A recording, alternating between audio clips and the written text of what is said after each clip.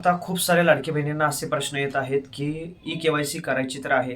ज्यांची चुकलेली आहे ई-के-वाय-सी किंवा कोणी के-वाय-सी केलीच नाही आणि ज्यांचे हप्ते आलेले नाहीयेत, त्यांनी सगळ्यांनी ई-के-वाय-सी करायची आहे. आणि ती ई-के-वाय-सी जी ऑफलाईन पद्धतीने करायची आहे. अंगणवाडी सेविकेकडे फॉर्म आपल्याला द्यायचा आहे. तर ते फॉर्म कोणता आहे आणि ही ई-के-वाय-सी कोण-कोण करायची आहे? हे सगळे प्रश्नांची उत्तरं आपण ह्या व्हिडिओमध्ये पुढे सगळे जाणून घेऊया.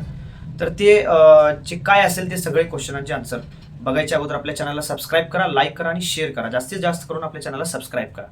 तर ई-के-वाय-सी ही कोण-कोण करायचे ते पहिले अगोदर आपण जाणून घेऊया. ई-के-वाय-सी ज्यांचे पैसे हप्ते थांबलेले आहेत, नोव्हेंबर, डिसेंबर किंवा पाठीमागचं जे जून, जुलै, ऑगस्ट किंवा कोणाला पहिल्यापासून पैसे आले नाही, ती सगळ्यांनी ही ई-के-वाय-सी करायची आहे. आणि ज्यांचे पैसे मध्ये आलते, मग बंद झाले, मग आले नाही, त्यांनी सुद्धा ही ई-के-वाय-सी करायची आहे. आणि ह्यामध्ये मेन म्हणजे जे प्रश्न येत आहे, ह्यामध्ये डॉक्युमेंट काय काय लागणार? तर ज्यांचं ई-के-वाय-सी फॉर्म भरायचं त्यांचं आधार कार्ड, लाभार्थीचं आधार कार्ड, त्यांचा हस्बंड किंवा त्यांच्या पप्पांचं आधार कार्ड, त्यांचं रेशन कार्ड, बँक पासबुक आणि जन्माचा दाखला किंवा शाळा सोडल्या दाखला.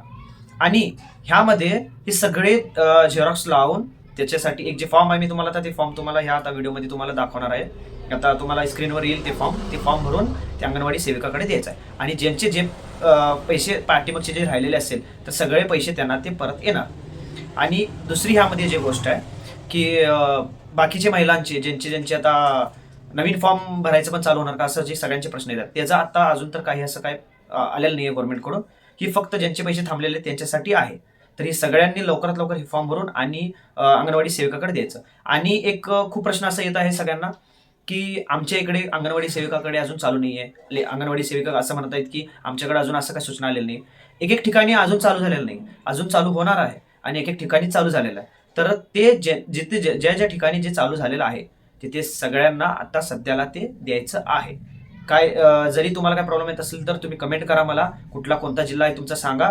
त्या बाबतीत मी तुम्हाला मी योग्यरित्या आन्सर देऊ त्याचं. आणि जर ह्या बाबतीत तुम्हाला काही डाऊट असेल किंवा काही प्रश्न असेल तुम्हाला, तर तुम्ही कमेंट करून विचारा, मी तुम्हाला सांगतो. ओके, तर आपल्या चॅनलला लाईक, शेअर आणि सबस्क्राईब करा. जास्तीत जास्त करून सबस्क्राईब करा. धन्यवाद.